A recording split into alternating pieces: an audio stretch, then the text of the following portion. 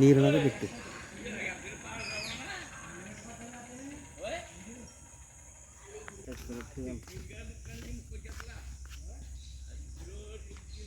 బెన్సిన్ 5 ఉంటుంది బెన్సిన్ ఇది బెన్సిన్ 5 నిమిషాలు అండి ఇది 5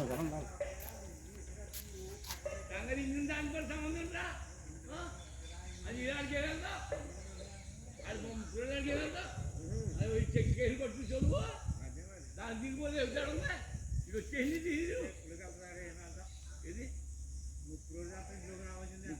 వచ్చేయండి ఈ విధంగా వచ్చారన్నప్పుడు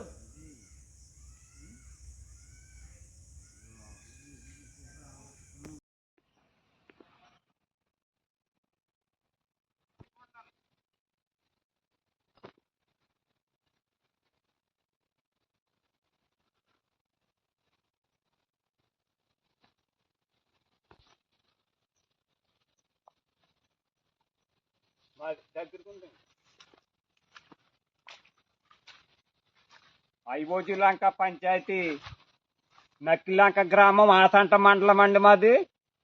తమలపాకు తోట ఎకరం నేల వేసానండి. వరద వచ్చేసి మొత్తం నష్టపోయామండి. 10 రోజులు ఉంది తోటలో వరద.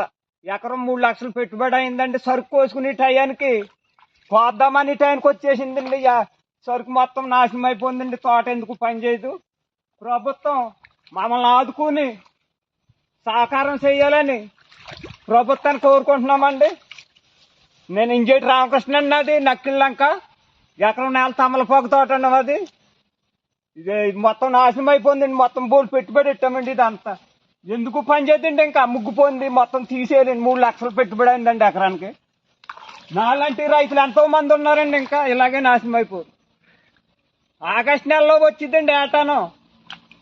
ఈ సంవత్సరం అయితే గందరకాడ వచ్చేసింది. సరుకు కోసుకోకుండా మునిగిపోయింది. నేను కోద్దామని టయానికి మొత్తం మునిగిపోయిందండి. పంచాయతీ ఇది మొత్తం మునిగిపోయి మాది ఐబోజీలంక పంచాయతీ ఆసంట మండలం అండి. ప్రభుత్వం ఏమైనా సహకరించదని మేము కౌలు రైతులమండి. కౌలు రైతులకు ఇస్తలేదండి. ప్రభుత్వం ఏమైనా సహకారం తీసుకుని కౌలు రైతులకు ఇవ్వాలని నష్టపరిహారం మేము కోరుకుంటున్నామండి.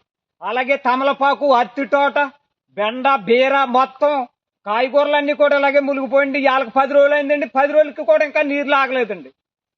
కానీ ప్రభుత్వం ఆదుకుని మాకు సహకారం చేస్తుందని కోరుకుంటున్నాం. బెండ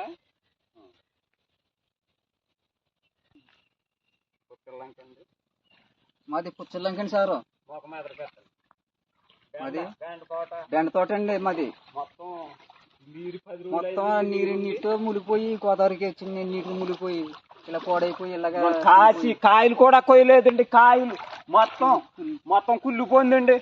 ఇది కాపుకొచ్చిన తోట అండి. ఇది కాపుకొచ్చిన బెండ తోట అండి. ఇది మొత్తం మాగిపోయిందండి. మొత్తం పోయి కుళ్ళిపోయిందండి. మొత్తం మాది ఆసంట మండలం, ఐబోజీలంక పంచాయతీ, పుచ్చలంక గ్రామం, నక్కిలంక గ్రామం ఇవన్నీ కలిపి ఉన్నదండి.